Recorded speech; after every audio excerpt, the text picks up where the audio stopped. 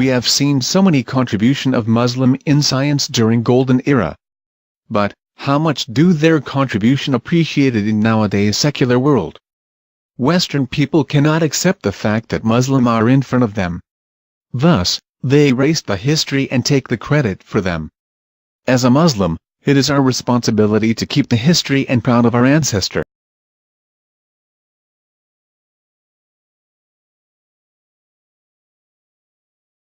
Al-Jazari, a Muslim engineer that lived in Ayyubid dynasty, had invented many machines and devices that lead the development in nowadays mechanical engineering.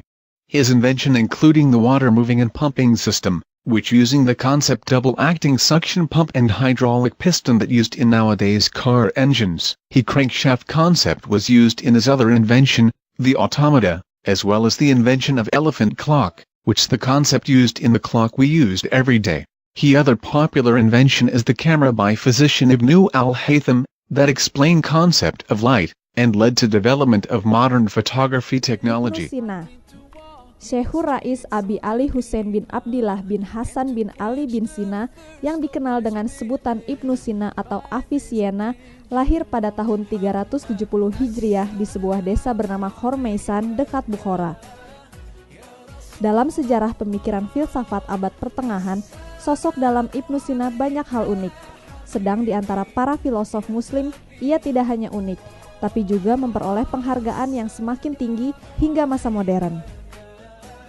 Ia adalah satu-satunya filosof besar Islam yang telah berhasil membangun sistem filsafat yang lengkap dan terperinci.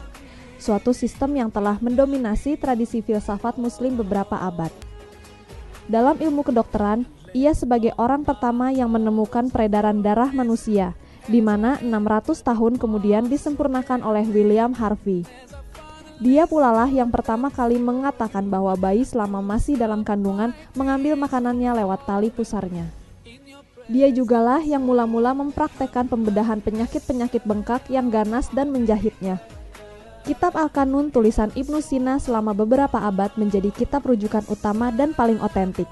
Kitab ini mengupas kaidah-kaidah umum ilmu kedokteran, obat-obatan, dan berbagai macam penyakit. Seiring dengan kebangkitan gerakan penerjemahan pada abad during ke-12, Golden Ages also excelled in medical field. While Europeans still using shamans to heal disease, Muslim people made a great advancement in medical, as they created the concept of hospital, where sick people is quarantined in a specific place, to receive treatment according to their diseases. Father of medicine, Ibn Sina, or also known as Avicenna, explained concept in anatomy and pharmacology, and created various kind of medicine that stated in his book, Canon of Medicine.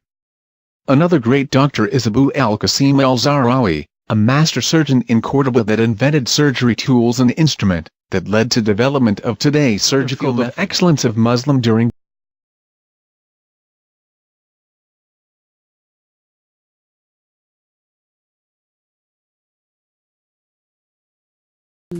Al-Biruni.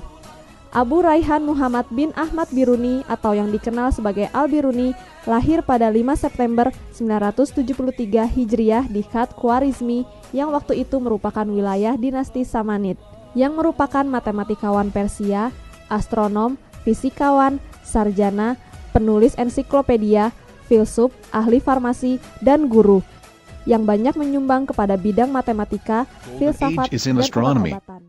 In Islam, astronomical knowledge is important to determine time for prayers, direction of Qiblat, and calendar of Hijrah. Contribution of Muslim in astronomy can be seen by the astronomical term and star names itself, that comes from Arabic word. Al-Biruni, a Muslim physician, introduced the theory of spiral motion and explained how moon travel around the earth. Muslim astronomers also developed systematic observatories process by constructing a planetarium, and equipped with proper instruments for the observation. One of the great invention is astrolabe by Al-Fazari, that was used to find the direction of Qibla. Jabir Ibnu Hayyan yang terlahir pada tahun 721 Hijriah ini dikenal dengan nama Geber. Sampai akhir abad 17 Masehi sangat menonjol sebagai ahli kimia termasyhur yang dihasilkan abad pertengahan. Anak seorang penjual obat di Kufah, Irak ini juga merupakan seorang sufi. Dalam penemuannya, Jabir membuat instrumen pemotong, peleburan, dan pengkristalan. Ia menyempurnakan proses dasar sublimasi, penguapan, pencairan, dan kristalisasi. Jabir pula menyiapkan tekniknya mirip semua teknik kimia modern. Ia membedakan antara penyulingan langsung yang memakai bejana basah dan tak langsung yang memakai bejana kering. Dia pula yang pertama mengklaim bahwa air hanya dapat dimurnikan melalui proses penyulingan. Dalam bidang kimia, karya Jabir Ibnu Hayyan mencapai lebih dari 500 buah.